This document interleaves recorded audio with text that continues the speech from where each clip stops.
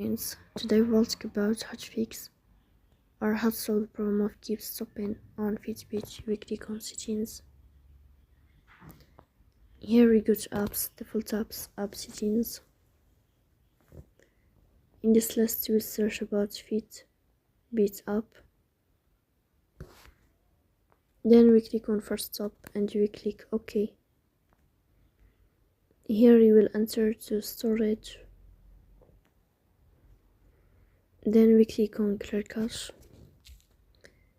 In the end you will turn off your phone and you will wait a moment to restart your phone again to fix that problem. So that's all. Don't forget to support us by like and subscribe.